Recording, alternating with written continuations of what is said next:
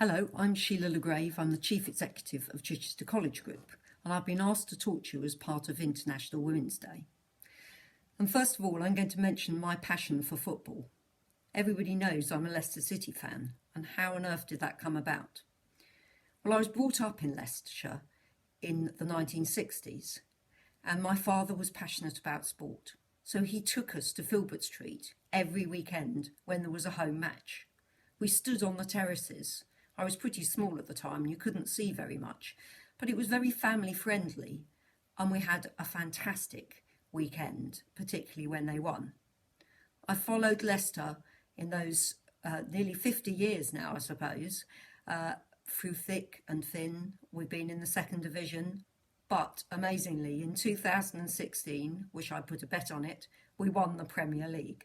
And I was lucky enough to go with my son to the new King Power Stadium and watch them one match. Actually, it wasn't a match we played particularly well, and we got a very unlikely penalty at the end to draw 2-2, but it was still an extraordinary atmosphere. And having seen the only time Leicester City got into the FA Cup final in 1969 lose to Manchester City, I could never believe they would do so well in the Premier League. And Claudio Ranieri takes a great deal of credit for that. And I can remember watching the Italian opera singer singing before they were presented with the cup. That was one of my fantastic moments. But another extraordinary moment was going to the FA Cup final. I'd never been to the new Wembley, and thanks to someone here, we organised 2 tickets for myself and my son, who is a Manchester United fan, to go and watch Manchester United versus Chelsea. Sadly, we were sitting in the Chelsea end, but Chelsea won, so maybe that was just as well. But one of the things we saw in the interval at half-time was Chichester College women's football winning a trophy because they had won one of the People's Cups for their women's football team. And I've always really been proud of the work that Matt Wright and others in the college did to promote women's football. It would never have been envisaged when I was a child, but in 2020 it's absolutely part of the football game. And Leicester City women are currently top of the championship and are hoping for promotion to the Premier League. So how did I become the chief executive? Well, it was a bit of a strange journey, really. I left university knowing I wanted to go into business, but not quite ready to do that. So I joined the army as an army officer for 6 years. I then went on to work in an investment bank. And during that time, I qualified as an accountant. And I would say to anyone, having a professional qualification is a real advantage, even if you don't quite know which way your career is going to take you.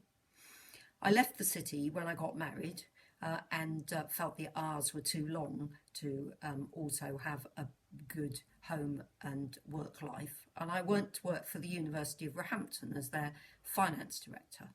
Their finance department was in a bit of a mess at the time and I was able to sort it out. And whilst I worked there, which was about 5 years, I became pregnant and had a son, and we moved to West Sussex. And I realised after a time that actually commuting from West Sussex to Roehampton was pretty hard work, and so I looked for a job closer home. And that's when I came across Chichester College and became their Chief Financial Officer in 2003. In those days, I was definitely the token woman on the senior management team, and there were only 4 of us, 3 men and myself. But gradually, over the years, we've got a much better gender balance, and actually the group leadership team now is dominated by females, and our management team is about 48% female, 52% men. Have I ever felt inequality through my career? Definitely when I worked in the city. It was very much a man's space. I had some pretty tricky discussions with certain of my male managers. There was a sexual connotation to some of the conversations we had. You were constantly sworn at. Comments were made in terms of because it was very much a dominant male setup. However, I've learnt to be entirely accepting of whatever's said to me, and I take it away and reflect on it, and then work out the best way of sharing with that individual how I felt and how important it was that I didn't feel like that again. I think you've got to be thick-skinned, but more importantly, you've got to be prepared to be honest with other people and make it clear how you feel and how their unconscious bias has affected you. And it's something I'm really passionate about now, and I want to ensure that Chichester College Group has diversity of thought, removes any discrimination, and that individuals think about their unconscious bias so that women and people from a BAME background and people who have a different sexual approach and people who have a disability all achieve as much as they possibly can in our organisation. So lastly, how do I see the female game growing?